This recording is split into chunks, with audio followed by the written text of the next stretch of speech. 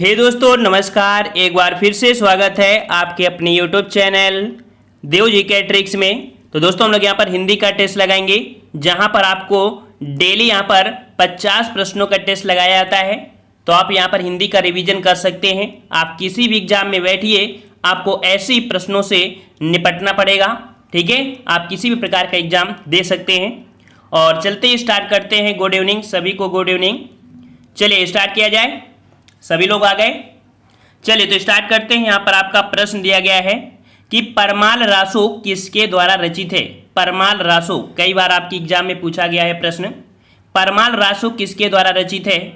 आपका सही जवाब होगा ऑप्शन राइट आपका यहाँ पर डी नंबर, ये जगनिक के द्वारा रचित है परमाल रासो। तो यहाँ पर याद रखिए परमाल रासो कौन थे। तो आपके कलिंजर नाम सुना है आपने, कलिंजर और महोबा का नाम सुना होगा। वहां के एक शासक थे परमाल। ठीक है, वहां के शासक थे आपके कौन थे? तो आपके परमाल शासक थे। उनके ही दरबारी कवि थे आपके कौन? जगनिक। तो जगनिक ने परमाल रासो की रचना किया है, जो कि ये परमाल रासो एक आदिकालीन वीर गाथा से संबंधित आपका एक रस काव्य है। ठीक है, तो ये पॉइंट आपका बहुत पूछा जाता है एग्जाम में। ठीक है, चलिए अगले प्रश्न की ओर बढ़ते हैं। प्रश्न आपसे अगला पूछा गया है, मृगावती किसकी रचना है? मृगावती किसकी रचना है? मृगावती जवाब देते रहिए सभी लोग। मृगावती किसकी रचना है? ऑप्शन राइट आपका यहाँ पर हो जाएगा फर्स्ट नंबर, ये कुतबन की है। किसकी है? कुतबन की है। और यहाँ से 2-3 पॉइंट और बनते हैं कि मृगावती जो आपकी कह सकती हैं पत्नी थी किसकी? तो आपकी कौशाम्बी के एक नरेश थे। कौशाम्बी के एक नरेश थे आपके कौन? उदयन। तो उदयन की पत्नी थी आपकी मृगावती। और एक पॉइंट और पूछ लेता है कि उदयन किसके समकालीन थे? तो उदयन भगवान बुद्ध के समकालीन थे आपके उदयन। ठीक है, मृगावती से काफी अच्छे पॉइंट और बनते हैं। एक कहानी इनसे है कि मृगावती जब प्रेग्नेंट थी तो इन्होंने कहा था कि हमें रक्त में नहाना है। किसमें? रक्त में नहाना है। तो राजा ने आदेश दिया और लाल रंग के कह सकते हैं कि मतलब लाल रंग भर दिया था और उसी में ये डुबा दिया गया। ये नहा लिए और जैसे ये बाहर निकलती हैं तो एक कह सकते हैं बड़ा सा पक्षी कह सकते हैं चील आता है, उठा ले जाता है उन्हें रक्त समझकर। और काफी बड़ी इनकी कह सकते हैं कि हिस्ट्री है, मतलब कह सकते हैं कहानी है। ठीक है, चलिए अगले प्रश्न को आते हैं। प्रश्न आपसे अगला पूछा गया है कि आगे कुआं पीछे खाई का अर्थ बताइए। आगे कुआं पीछे खाई का अर्थ बताना है। अर्थात आगे जाओगे तो भी दिक्कत है, पीछे जाते हैं तो भी दिक्कत है, अर्थात दोनों ओर ही मुसीबत होना। ठीक है, ऑप्शन राइट आपका हो जाएगा ए नंबर। अगला प्रश्न आपका दिया गया है कि रामचरितमानस की भाषा क्या है? रामचरितमानस की भाषा क्या है? कई बार हमने आपको यह प्रश्न बताया है। तो जवाब यहाँ पर आपके जिसके आ रहे हैं यहाँ पर डी नंबर, उसी का जवाब बिल्कुल सही हो जाएगा। अवधी भाषा। ठीक है, किस भाषा में है? अवधी भाषा में है। यहाँ से एक पॉइंट और बनता है कि रामचरितमानस को हम लोग तुलसी रामायण भी कहते हैं। क्या बोलते हैं इसे?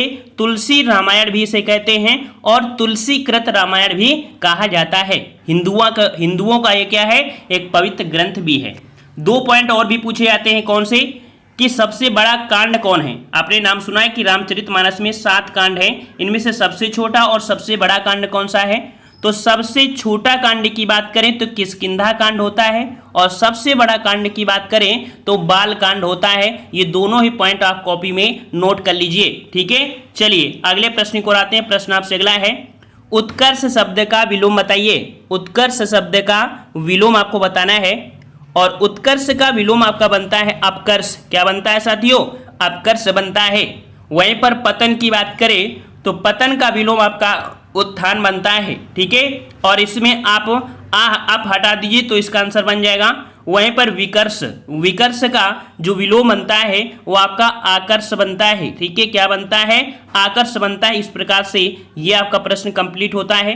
नेक्स्ट प्रश्न को आते हैं। प्रश्न आपसे कह रहा है, आनंद कादंबनी के संपादक कौन थे? आनंद कादंबनी के संपादक कौन थे? यहाँ पर 16 का जवाब देना है और 16 का जवाब हो जाएगा ऑप्शन राइट यहाँ पर बद्री नारायण चौधरी प्रेमघन। ऑप्शन आपका यहाँ पर सी से हो जाएगा कि बद्री नारायण चौधरी प्रेमघन ये कह सकते थे। और कुछ पॉइंट और भी होते हैं कि ये जो पत्रिका थी एक साहित्यिक पत्रिका थी, जो कि भारतीय युग की पत्रिका थी। इसका प्रकाशन 1881 ईस्वी में मिर्जापुर से आरंभ हुआ था। ठीक है, याद रखेंगे। चलिए अगला प्रश्न दिया गया है, नई कविता पत्रिका का प्रकाशन कहाँ से आरंभ हुआ? नई कविता, और नई कविता पत्रिका का जो प्रकाशन हुआ ये कह सकते हैं आपकी इलाहाबाद से हुआ था। ऑप्शन आपका डी हो जाएगा, इलाहाबाद से। और ये जो पत्रिका थी ये आपकी अर्धवार्षिकी पत्रिका आपकी थी। ठीक है, अर्धवार्षिक पत्रिका थी, ये पॉइंट आपको नोट कर लेना है। अगले प्रश्न की ओर बढ़ते हैं। प्रश्न आपसे अगला पूछा है, अयोग्यवाह कहा जाता है। अयोग्यवाह किसे कहते हैं? चलिए, अयोग्यवाह हमने कई बार आपको बताया है। अयोग्यवाह, तो अयोग्यवाह वो होते हैं जिनका हम लोग ना ही स्वर में रखते हैं इनको, ना ही व्यंजन में। मतलब इनकी गिनती ना हम स्वर में करते हैं ना ही व्यंजन में करते हैं, लेकिन लिखने में प्रयोग जरूर करते हैं। ये आपके जो होते हैं उन्हें हम लोग बोलते हैं कौन से? तो यहाँ पर आपका जो दिया गया है विसर्ग। ठीक है, विसर्ग आपका है, तो ये कह सकते हैं आपका अयोग्यवाह कहा जाते हैं। दो होते हैं आपके अयोग्यवाह, कौन आपके? तो एक होता है अंक और एक होता है आपका आहा। जो अंक होता है इसे हम लोग अनुस्वार बोलते हैं और जो आहा होता है इसे हम लोग विसर्ग बोलते हैं। ये पॉइंट आपको याद रखना है कि ये ना ही स्वर होते हैं ना ही आपके व्यंजन होते हैं। अगले प्रश्न की ओर बढ़ते हैं। काफी अच्छा प्रश्न आपका है कि वाचन के समय पुस्तक की आंखों से दूरी होनी चाहिए। वाचन के समय पुस्तक की आंखों से दूरी होनी चाहिए, आपने पढ़ा होगा 25 सेंटीमीटर, है ना। तो ऑप्शन के अनुसार अगर आप देख ले रहे हैं तो जवाब यहां पर जिसका आ रहा है कौन सा? Third number, 12 inch. ठीक है, कितनी होनी चाहिए? 12 इंच होनी चाहिए। आपने पटरी देखा है ना, 12 इंच वाली पटरी वही होती है। ठीक है, तो अगले प्रश्न की ओर बढ़ते हैं। प्रश्न आपसे अगला पूछा है कि तोड़ने की होगे मठ और गढ़ सब किसकी पत्नी है, किसकी पंक्ति है? तोड़ने ही होंगे मठ और गढ़ सब, ये जो पंक्ति हो किसकी है? तो यहाँ पर 20 का जवाब क्या हो जाएगा? 20 का जवाब देना है आपको, और 20 का सही जवाब हो जाएगा ऑप्शन राइट आपका यहाँ पर कौन सा? B number. ये जो पंक्ति है ये आपकी किसकी है? आपकी मुक्तिबोध की है। किसकी है पंक्ति? तो आपकी मुक्तिबोध की है। ये आपको पॉइंट याद रखना है। ठीक है, चलिए अगले प्रश्न की ओर बढ़ते हैं। प्रश्न आपसे अगला पूछा गया है, कह रहा आपसे बुढ़ापा में कौन सी संज्ञा है? चलिए, बुढ़ापा में कौन सी संज्ञा है? और जवाब बिल्कुल सभी का सही आना चाहिए। बुढ़ापा अर्थात ये भाव को प्रतीत कर रहा है। ऑप्शन राइट आपका यहाँ पर डी हो जाएगा, भाववाचक संज्ञा। ठीक है, अगले प्रश्न की ओर बढ़ते हैं। प्रश्न आपसे कह रहा है उपकूल में कौन सा समास है? उपकूल में कौन सा समास है? तो यहाँ पर देख सकते हैं कौन सा वर्ड लगा है? उप। और मेरे भाई जब उप लगा होता है वो आपका अव्यय होता है, वही यहाँ पर कह सकते हैं कि वो मेन होता है। तो इस प्रकार से ये जो आपका हो जाएगा कौन सा? अव्ययी भाव समास हो जाएगा। उपकूल में कौन सा समास है? अव्ययी भाव समास है। अगले प्रश्न की ओर बढ़ते हैं। प्रश्न आपसे अगला पूछा है कि वे शब्द जो धातु या शब्द के अंत में जोड़े जाते हैं उन्हें क्या कहते हैं? वे शब्द जो धातु या शब्द के अंत में जोड़े जाते हैं, और जो अंत में जोड़े जाते हैं उन्हें हम लोग क्या बोलते हैं? उन्हें प्रत्यय बोलते हैं। बिल्कुल सही जवाब आ रहा है, वेरी गुड। ऑप्शन आपका यहाँ पर बी हो जाएगा, प्रत्यय बोलते हैं। अगला प्रश्न आपका दिया है कि निम्न में से किस शब्द में उपसर्ग का प्रयोग हुआ है? उपसर्ग की बात किया है, और उपसर्ग यहाँ पर देख सकते हैं जो आपका दिया गया है कौन सा? थोड़ा सोच समझ के जवाब देना है आपको। यहां पर देखिए दो ऑप्शन आ रहे हैं। देखिए जिसका जवाब सी आ रहा है बिल्कुल सही है। यहां पर जो अपनापन है ना, तो यहां पर पन शब्द जो आपका है ये प्रत्यय है मेरे भाई, ये प्रत्यय है। लेकिन उप शब्द जो है वो आपका उपसर्ग है। तो यहां पर उपसर्ग पूछा है तो ऑप्शन आपका थर्ड हो जाएगा, उपकार। ठीक है, चलिए अगला प्रश्न पूछा गया है, औंधी खोपड़ी मोहरे का अर्थ बताइए। औंधी खोपड़ी बोला जाता है ना, औंधी खोपड़ी। तो औंधी खोपड़ी मोहरे का अर्थ क्या होता है? तो याद रखना मूर्ख होता है। क्या होता है? मूर्ख होता है। ऑप्शन राइट आपका थर्ड हो जाएगा, मूर्ख। अगला प्रश्न दिया गया है, त्यागपत्र उपन्यास के यहाँ पर जो उपन्यास है इसके उपन्यासकार पूछा है त्यागपत्र। त्यागपत्र यहाँ पर जवाब क्या हो जाएगा? तो जवाब यहाँ पर आपका हो जाएगा ऑप्शन राइट, यहाँ पर जो आपके जैनेन्द्र। ठीक है, त्यागपत्र उपन्यास के जो उपन्यासकार हैं वो आपके जैनेन्द्र हैं। और याद रखिए ये तीसरी औपन्यासिक कृति है जिसका प्रकाशन 1937 में किया गया था। याद रहेगा।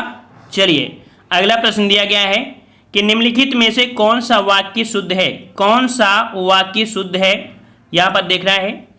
कह रहा उसने मुझे पास आने के लिए कहा। उसने मुझसे पास, तो ये भी नहीं हो, उसने मुझे पास आने को कहा। देखो याद रखना को शब्द का प्रयोग होता है। 7 का ऑप्शन राइट आपका यहाँ पर आपका थर्ड हो जाएगा, उसने मुझे पास आने को कहा। ठीक है, अगला प्रश्न को और बढ़ते हैं। प्रश्न आपसे कह रहा है कि कौन सी वर्तनी शुद्ध है। कौन सी वर्तनी शुद्ध है। 8 का जवाब दीजिए। यहाँ पर जो आपका विशेष लिखा है, विशेष, वो बिल्कुल सही आ रहा है जवाब, परेशान मत होइए, बिल्कुल सही जवाब है। ऑप्शन फर्स्ट हो जाएगा, विशेष इस प्रकार से प्रयोग करते हैं। अगले प्रश्न की ओर बढ़ते हैं। कह रहा आपसे चौराहा शब्द में कौन सा समास है। चौराहा शब्द में देखो यहाँ पर बोलने से संख्या लग रहा है चौराहा, अर्थात 4 राहें। मतलब देखो चौराहा उसे बोलते हैं एक सड़क इधर से हो, एक इधर से, एक इधर से, एक इधर, चारों जब होती है इसे चौराहा बोलते हैं। तो 4 राहों को जो समाहार होता है उसे हम चौराहा बोलते हैं, जो कि संख्यावाची है। और संख्यावाची होता है वो आपका द्विगु समास होता है। तो यहाँ पर जिसका जवाब थर्ड है बिल्कुल सही जवाब है। चलिए अगला प्रश्न यहाँ पर दिया है कि बिना पढ़ा हुआ अंश वाक्य के लिए शब्द होगा। बिना पढ़ा हुआ, और भाई बिना पढ़ा हुआ जो होता है उसे हम लोग क्या बोलते हैं। क्या बोलते हैं, बिना पढ़ा हुआ। सभी का जवाब यहाँ पर सही आना चाहिए, काफी बच्चों के जवाब गलत आ रहे हैं। बिना पढ़ा हुआ अंश वाक्यांश के लिए होता है अपठित। ठीक है, क्या बोलते हैं उसे, अपठित बोलते हैं। ऑप्शन आपका 4 हो जाएगा। अगला प्रश्न दिया गया है, कह रहा है वर्णों के उस समूह को जिससे कोई निश्चित अर्थ निकलता हो कहा जाता है। वर्णों के उस समूह को जिससे कोई निश्चित अर्थ निकलता है। तो देखो वर्णों की बात क्या है, एक वर्ण ये है, एक वर्ण है, दोनों को जोड़ेंगे क्या बनेगा, शब्द बनेगा। ठीक है, अब यहां पर वर्ण समूह बोलोगे तो वर्ण समूह में तो बहुत सारे हो जाएंगे, है ना। तो यहां पर हम लोग का खा जोड़ेंगे तो कोई अर्थ निकलेगा, नहीं निकलेगा ना। लेकिन एक या दो शब्दों को जब मिलाते हैं तो उससे शब्द निकलता है। तो यहां पर हम लोग जवाब क्या बोलेंगे, इसका जवाब क्या बोलेंगे, शब्द बोलेंगे। याद रखिएगा, वर्णों के समूह को जिससे कोई निश्चित अर्थ निकलता है उसे हम लोग शब्द बोलते हैं। अगला प्रश्न दिया गया है कि वे कथन जो आपसी व्यवहार में सामान्य रूप से प्रयुक्त होते हैं उन्हें क्या कहते हैं। वे कथन जो आपसी व्यवहार में सामान्य रूप से, हमने आपको पत्रकारिता में बताया था औपचारिक अनौपचारिक, है ना। तो वही जो है आपसी व्यवहार के लिए जो प्रयोग करते हैं वो अनौपचारिक का प्रयोग करते हैं। किसका करते हैं साथियों, अनौपचारिक का प्रयोग करते हैं। ऑप्शन आपका यहाँ पर सेकंड हो जाएगा, अनौपचारिक। अगला प्रश्न आपसे पूछा गया है कि निम्न में से किस पत्रिका का संबंध इलाहाबाद से है। किस पत्रिका का संबंध इलाहाबाद से है। तो इसका जवाब तो आप सही दे देंगे, लेकिन क्वेश्चन कंफ्यूज करता है। क्या कंफ्यूज करता है, आज इस पर हमको सॉल्व करना है। तो याद रखिए कि हिंदी पत्रिका के संबंध जो आपका है वो आपकी इलाहाबाद से है, और आपकी जो आपका है वो हिंदी प्रदीप है। ठीक है, जो इलाहाबाद से संबंध पत्रिका वो आपकी कौन सी है, हिंदी प्रदीप है। अब यहां पर याद रखिए 2 पॉइंट कि हिंदी पत्रिका का विमोचन किसने किया था। किसने, विमोचन। तो विमोचन में आप जवाब देंगे भारतेंदु हरिश्चंद्र। ठीक है, भारतेंदु हरिश्चंद्र। और अगर ये पूछे कि हिंदी प्रदीप के संपादक कौन है, संपादक, तो संपादक हो जाएंगे बालकृष्ण भट्ट। क्या हो जाएंगे, बालकृष्ण भट्ट हो जाएंगे। जैसे कि आपने करंट अफेयर में सुना होगा कि इस पुस्तक का विमोचन आपके नरेंद्र मोदी जी ने किया, है ना, लेकिन लिखा तो किसी दूसरे ने होता है। उसी प्रकार से है कि हिंदी प्रदीप का जो विमोचन किया था वो आपके भारतेंदु हरिश्चंद्र ने, लेकिन संपादक कौन है, तो बालकृष्ण भट्ट हैं। ये 2 पॉइंट आप नोट कर लीजिए, कॉपी लेकर बैठा करिए, जो नया पॉइंट हो आप नोट कर लिया करिए, हवा में मत उड़ा करिए। चलिए, निम्न में से कौन सा शब्द अमात्रिक है। अमात्रिक मतलब कि बिना मात्रा के। तो बिल्कुल सिंपल सा है, छोटा सा बच्चा होगा वो भी जवाब बता देगा। अमात्रिक यहाँ पर देख सकते हैं, अमात्रिक 2 वर्णों के होते हैं, 3 वर्णों के भी होते हैं, है ना। तो यहाँ पर देखो किसमें मात्रा नहीं है, तो आपके डी नंबर कलरव, कलरव में कोई भी मात्रा नहीं है, अर्थात आपका अमात्रिक हो जाएगा। ठीक है, और ये आपके 2 वर्णों के भी होते हैं, 3 वर्णों के भी होते हैं। ठीक है, चलिए अगला प्रश्न दिया गया है, तरनि तनुजा तट तमाल तरुवर बहु छाए। यहाँ पर आपको एक पॉइंट मिल रहा है बार बार, तरन तनुजा तट तमाल तरुवर बहु छाए, अर्थात यहाँ पर आपके ता वर्ण की आवृत्ति, हम क्या बोल रहे हैं, वर्ण बोल रहे हैं आपको, ठीक है। वर्ण की जब आवृत्ति होती है बार बार तो ता वर्ण की जो आवृत्ति हो रही है, अर्थात आपका जवाब क्या हो जाएगा, अनुप्रास अलंकार हो जाएगा, याद रखिएगा। चलिए अगला प्रश्न आपका दिया गया है कि पराधीन सपनेहु सुख नाही किस रचनाकार की पंक्ति है। पराधीन सपनेहु सुख नाही किस रचनाकार की पंक्ति है। तो 16 का जवाब हो जाएगा ऑप्शन राइट, यहाँ पर डी नंबर। ये पंक्ति आपकी तुलसीदास जी की है। इन्होंने कहा है इस पत्रिका के माध्यम से कि जो व्यक्ति स्वाधीन नहीं है वह स्वजनों में भी सुख प्राप्त नहीं कर सकता, लेकिन पराधीन वास्तव में अत्यंत कष्टदायक होता है, ये पंक्तियों में इन्होंने कहा है। अगला प्रश्न आपका दिया गया है कि वह थोड़ा बीमार है, इस वाक्य में कौन सा क्रिया विशेषण है। यहाँ पर कौन सा क्रिया विशेषण है, थोड़ा शब्द में आपने प्रैक्टिस सेट कई लगाए होंगे और हमने आपको पढ़ाया भी होगा, जवाब बिल्कुल सही देंगे आप लोग। उम्मीद आपसे यही है कि आप लोग डेली का डेली कुछ नया सीखें। तो यहाँ पर आपका जवाब हो जाएगा 17 का ऑप्शन राइट, बिल्कुल सही है। ऑप्शन आपका बी हो जाएगा, परिमाणवाचक क्रिया विशेषण है, परिमाणवाचक। अगला प्रश्न दिया गया है, कपटी मित्र के लिए सही मुहावरा बताइए। कपटी मित्र, और कपटी मित्र मतलब होता है कि जो आपके बिल्कुल पास में रहे, अर्थात आस्तीन का सांप बोलते हैं उसे, आस्तीन का सांप बोलते हैं कपटी मित्र को, ठीक है। और अगले प्रश्न को आते हैं। प्रश्न आपसे अगला पूछा गया है कि इंद्रियों को जीतने वाले के लिए क्या बोलते हैं। इंद्रियों को जीतने वाले को क्या कहते हैं। और जो इंद्रियों को जीत लेता है उसे हम लोग जितेंद्री बोलते हैं। क्या बोलते हैं, जितेंद्री बोलते हैं। ऑप्शन आपका थर्ड हो जाएगा। अगला प्रश्न दिया है, पवन का संधि विच्छेद बताइए। पवन का संधि विच्छेद आपका क्या बनेगा। तो यहाँ पर आपका जवाब देना है, पवन का संधि विच्छेद क्या बनेगा। तो बिल्कुल सही जवाब आ रहे हैं, सभी के जवाब बिल्कुल सही आना चाहिए। और यहाँ पर आपका जवाब बिल्कुल सही है, बी नंबर, पो धन अन हो जाएगा, पो धन अन हो जाएगा। ये आपकी अयादी संधि है, ठीक है। और हमने कुछ पॉइंट बताया था कि बिल्कुल सिंपल से जब वर्ड लिखा हो वो आपकी अयादी संधि में ही मिलेगा, जैसे पवन है, ठीक है। और भी ऐसी चीजें होती हैं वो आपकी इसी में हो जाए, पावन हो गया, पवन हो गया, ये वर्ड इसी में आते हैं, ठीक है। अगले प्रश्न को आते हैं। प्रश्न आपसे अगला है, अश्व का पर्यायवाची शब्द निम्नलिखित में से कौन सा नहीं है। अश्व का पर्यायवाची शब्द निम्न से कौन सा नहीं है। कभी कभी इस पॉइंट को भी गौर कर लिया करिए, नहीं शब्द को, ठीक है। तो यहाँ पर देखो, घोड़ा होता है, घोटक होता है, और यहाँ पर है होता है, लेकिन कटक नहीं होता है। क्या नहीं होता है, कटक नहीं होता है। तो बताना है कि कटक किसका पर्यायवाची होता है। कटक किसका होता है, तो कटक होता है फौज का। आपने नाम सुना है, फौज, सेना, पलटन, लश्कर, चतुरंगिनी, ऐसे नाम सुना है, यह आपके सेना का होता है। तो ऑप्शन आपका थर्ड हो जाएगा। चलिए अगला है, समास का अर्थ बताइए। समास का अर्थ बताना है और सभी लोग जवाब साथ देंगे। समास, समास का मतलब होता है, क्या बोलेंगे उसे, संक्षेप बोलेंगे, संक्षेप बोलेंगे। बिल्कुल सही जवाब आ रहे हैं, बिल्कुल ऐसे ही आपको जवाब देते रहना है। कह रहा आपसे कि प्रमुख भाषाई कौशल के अंतर्गत इनमें से कौन एक नहीं आता है। भाषाई कौशल, और भाषाई कौशल के अंतर्गत इनमें से कौन नहीं आएगा। तो देखिए, इसमें से सुनना, बोलना, लिखना तो आता है, लेकिन हंसना इसमें से नहीं आता है, ठीक है। और अगला प्रश्न आपसे पूछा गया है, हिंदी दिवस मनाया जाता है। हम आपको लगभग प्रैक्टिस सेट में ये प्रश्न मिलता है और एग्जामों में भी मिलता है आपका। तो हिंदी दिवस आपको कब मनाते हैं, और अभी अभी आप लोग मना भी चुके हैं, 14 सितंबर को, ठीक है। 14 सितंबर को हिंदी दिवस मनाते हैं, क्योंकि संविधान ने 14 सितंबर 1949 को यहाँ पर हिंदी को एक्सेप्ट किया था, ठीक है। और अगला प्रश्न आपसे पूछा है कि काव्य शिक्षण का उद्देश्य, काव्य शिक्षण, काव्य शिक्षण जो होता है, काव्य की जो शिक्षा लेते हैं वो किस उद्देश्य से लेते हैं। तो याद रखिए, रसानुभूति एवं आनंदभूति कराना, ठीक है। किसमें, तो रसानुभूति और आनंदभूति कराना, ये काव्य शिक्षा का मुख्य उद्देश्य होता है, ठीक है। अगला प्रश्न आपसे पूछा है कि निम्नलिखित में से किस वाक्य में विशेषण का प्रयोग हुआ है। किस वाक्य में विशेषण का प्रयोग हुआ है। तो यहाँ पर देख पा रहे हैं कि बिल्कुल सही पॉइंट आपका लिख गया है।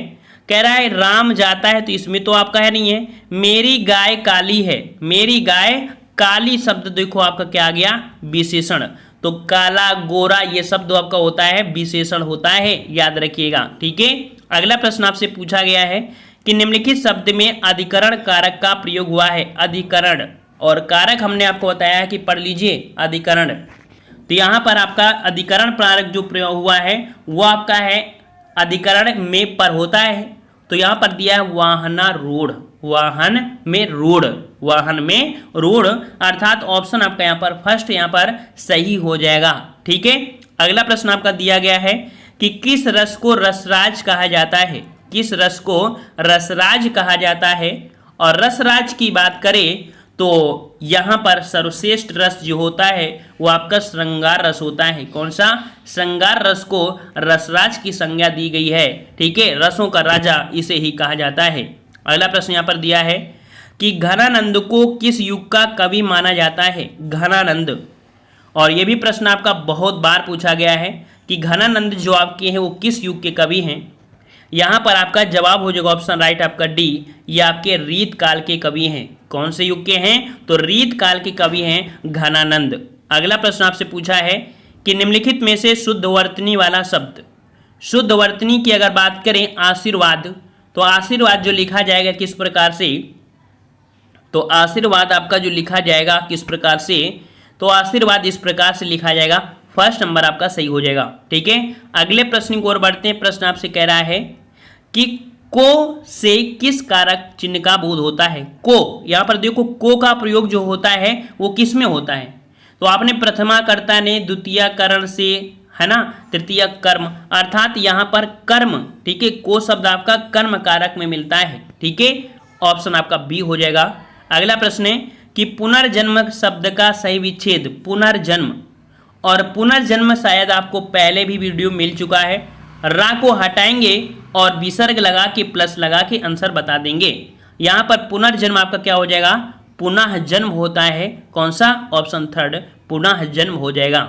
चलिए अगला प्रश्न पूछा गया है कि शोक किस रस का स्थायी भाव है। शोक किस रस का स्थायी भाव है, और शोक यहाँ पर आपका हो जाएगा कौन सा, बिल्कुल सही है, ऑप्शन आपका सेकंड करुण रस का स्थायी भाव आपका शोक होता है। ठीक है, हास्य रस का स्थायी भाव हास होता है। ठीक है, वीर रस का स्थायी भाव उत्साह होता है। ठीक है, शांत रस का स्थायी भाव निर्वेद होता है। ये पॉइंट आपको याद रखना है, भूल मत जाना। सरल चीज को सोचो कि ये तो आती हैं, लेकिन फिर भी रिवीजन करना आपका कर्तव्य बनता है। ठीक है, कितना भी पढ़ लो वो कम है, ये समझिए। जब तक आपको जॉब नहीं मिलती है, जब तक आपको जॉब नहीं मिलती तो समझिए कि हम बिल्कुल से कमजोर हैं। लेकिन अपना मनोबल डाउन मत करिए। ठीक है, पढ़ते रहिए, आपको 100% सफलता मिलेगी। अपने मनोबल को बिल्कुल उज्जवल रखिए। तो दोहा में कितनी मात्राएं होती हैं, दोहा में कितनी मात्राएं होती हैं, तो दोहा में यहाँ पर कुल टोटल की बात कर दिया है। देखो घुमाने की बात किया है। यहाँ पर जो दोहा होता है वो विषम मात्रिक छंद होता है, 13 और 11 का पेयर होता है, और इनको जोड़ेंगे तो आपको बनेगा कितना, 24 बनेंगे। इस कारण से यहाँ पर आपका कौन सा हो जाएगा, डी नंबर 24 मात्राएं होती हैं, याद रखिएगा। ठीक है, अगला प्रश्न दिया गया है कि जो अच्छे कुल में उत्पन्न हुआ हो, जो अच्छे कुल में उत्पन्न हुआ है उसे हम लोग क्या बोलेंगे, तो उसे हम लोग बोलते हैं कुलीन। क्या बोलते हैं, उसे कुलीन बोलते हैं। ऑप्शन आपका थर्ड हो जाएगा। अगला प्रश्न दिया गया है दाता का स्त्रीलिंग बताइए। दाता का स्त्रीलिंग, तो यहाँ पर दाता का स्त्रीलिंग आपका याद रखिए त्रा बन जाता है, और त्रा में अगर मात्रा चढ़ा देंगे कौन सी, आपकी यहाँ पर बड़ी की मात्रा, तो आपका बनेगा डी नंबर दात्री। यहाँ पर आपका बिल्कुल सही हो जाएगा। समझ में आ गया। चलिए अगला प्रश्न है लड़का पेड़ से गिरा। देखिए लड़का अगर पेड़ से गिरता है तो ये बताना है कि उससे अलग होगा कि नहीं होगा, पेड़ से अलग होगा कि नहीं होगा।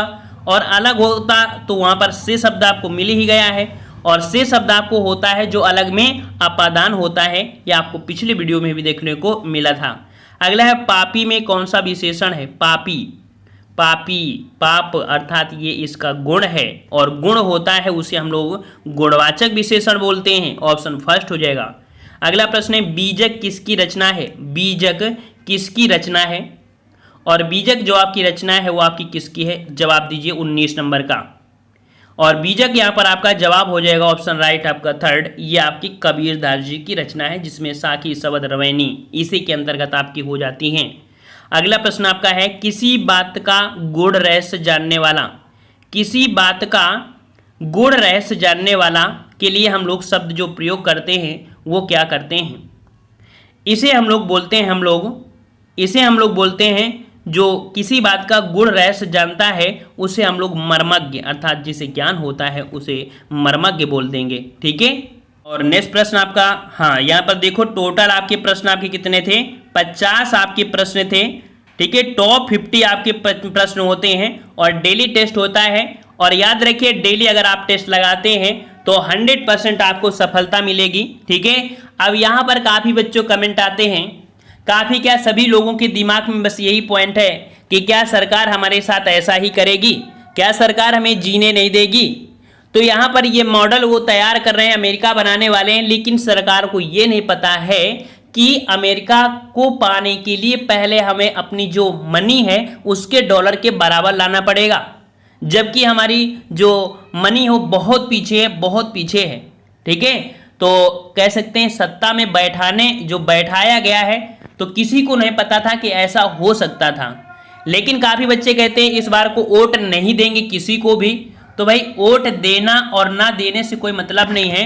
अगर किसी को 4 वोट भी मिल जाएंगे तो वो जीत जाएगा ना।